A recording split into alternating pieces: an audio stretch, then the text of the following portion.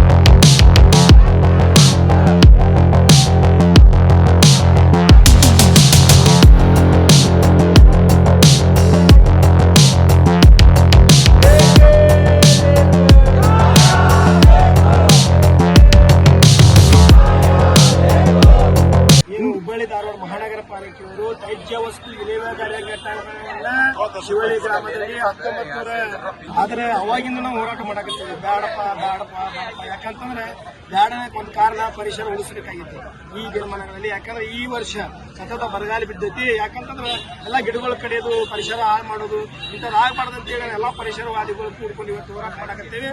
ಅದೇ ರೀತಿಯಾಗಿ ಸುತ್ತಮುತ್ತಲಿನ ಊರಿನ ಎಲ್ಲಾ ಗ್ರಾಮಸ್ಥರು ಬಯೋಗ್ಯಾಸ್ ಮಾಡ್ತಾರೆ.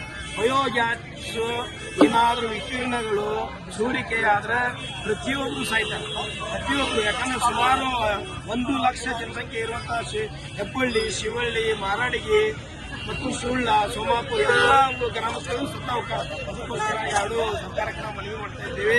ಅದೇ ರೀತಿಯಾಗಿ ಹುಬ್ಬಳ್ಳಿ ಧಾರವಾಡ ಮಹಾನಗರ ಪಾಲಿಕೆಗೂ ಕೂಡ ನಾವು ಕೈ ಮುಗಿಸ್ತಾ ಇದ್ದೇವೆ. ಈ ಘಟಕಗಳು ಬೇಡ, ಸಂತಾನಹರಣ ಕೇಂದ್ರ ಬೇಡ, ವ್ಯೂವರ್ಸ್ ಘಟಕ ಬೇಡ. ನೀವು ಯಾವುದೇ ಘಟಕ ಮಾಡಿದ್ರು ಕೂಡ ನಾವು ಸ್ವಲ್ಪ ಹೋರಾಟ ಮಾಡ್ತೇವೆ. ತಕ್ಷಣ ಬಂದ್ ಮಾಡ್ಬೇಕು.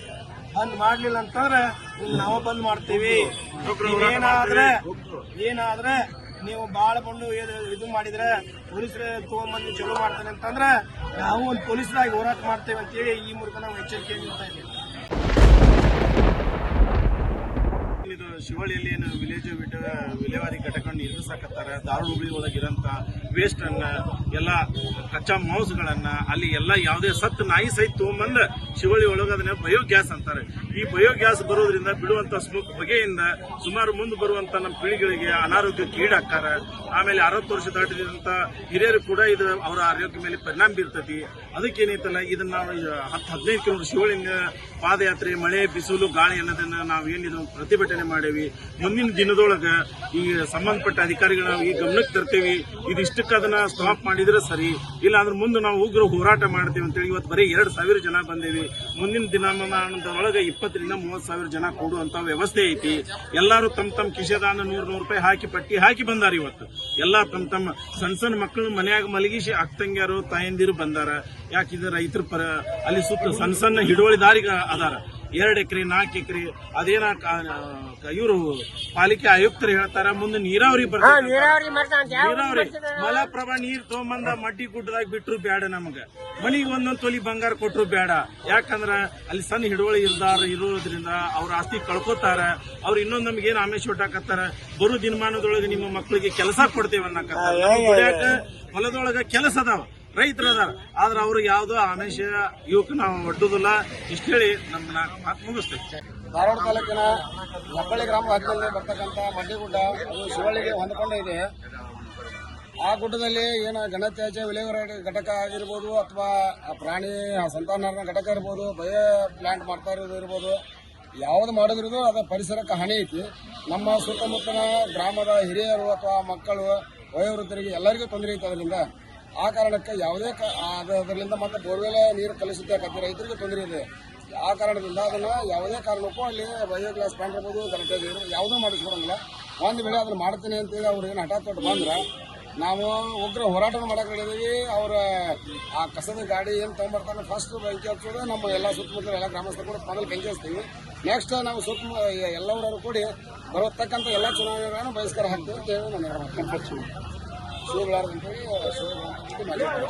ಏನ್ ಯಾವ್ದಂದ್ರ ಕಸ ಪ್ರಸ ಏನ್ ಹಾಕಂಗಿಲ್ಲ. ನಮ್ಮ ಭೂಮಿ ಅದಾವ, ನಮ್ಮ ಮಕ್ಕಳ ಅದಾವ, ಸಣ್ಣ ಸಣ್ಣ ಇದೇ ಊರ್ ಮಂದಿನ ಸಾಯ್ತೇವ್ ನಾವು. ಸತ್ರ ನೀವ್ ಯಾರು ನೋಡಕ್ ಬರುದಿಲ್ಲ ನಮ್ಮನ್ನ. ಸತ್ತಿಂದ ಸಾಕೋಕ್ಕಿಂತ ಮೊದಲ ನೋಡಕ್ಕಿರಿ, ಸತ್ತಿಂದ ಯಾರು ನೋಡಕ್ ಬರುದಿಲ್ಲ. ಅದಕ್ಕೆ ನಾವೇನಿದೆ ಅಂದ್ರ ನಿಮ್ ಸರ್ಕಾರಕ್ಕೆ ಕೈ ಮುಗಿದ್ ನಾವ್ ಹೇಳ್ತೇವೆ, ಕಸ ಬಿಟ್ಟು ಬೇಕಾದ್ ಮಾಡ್ರು. ನಾವೆಲ್ಲ ಕುಡಾಡಿ ದನ ಕರ ಜಂಪನ್ ಮಾಡ್ಕೊರಿ, ಅನಾಥ ಮಕ್ಕಳ ಜಂಪನ್ ಮಾಡ್ಕೊರಿ, ಏನೋ ಮಾಡ್ರಿ, ಒಂದು ತಾಟಕ್ ಮಾಡ್ಕೊರಿ, ಬೇಕಾದ್ ಮಾಡ್ರಿ. ಆಗ ಕಸ ಮಾತ್ರ ಹಾಕಿದ ಕಸಬಾರಿ ಹಿಂದಿನ ಬೆನ್ನ ಮತ್ತ ಅಲ್ಲಿ ತನಕ ನಿಮ್ಮ ಆಫೀಸ್ ಮುಂದಾದ್ರೂ ಶುರು ಹಾಕ್ರಿ. ನಾವ್ ಏನು 10,000 ಅದೇವಲ್ಲ, ನಾವು 10,000 ಬರ್ತೇವೆ.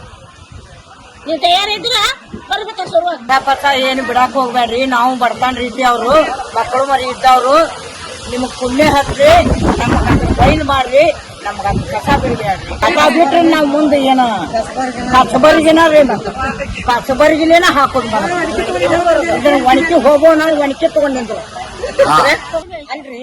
ಒಂದ ರೋಗಾದಿ ಬರ್ತೀವಿ ಕೊತ್ 4 ತಾಸು ಅದದ ಅದ್ರ ನಾತ ಕುಡಿಬೇಕ್ರಿ ನಾವು. ಏನ್ ಗೊತ್ತ ಯಾವ್ದು ಇಲ್ದವ್ರ ಈಗ 12 ರೋಗ ಬಂದಾವ್. ಮತ್ತೆ ಇದನ್ನ ಕುಡಿದ್ರು ಮತ್ತೆ ರೋಗ ಬರ್ಬಾರ್ದು ನಮಗ. ಯಪ್ಪ ನಾವು ಬೇಡ್ಕೊಂತೇವಿ, ನಾವು ಅದು ಮಾತ್ರ ಬೇಡ.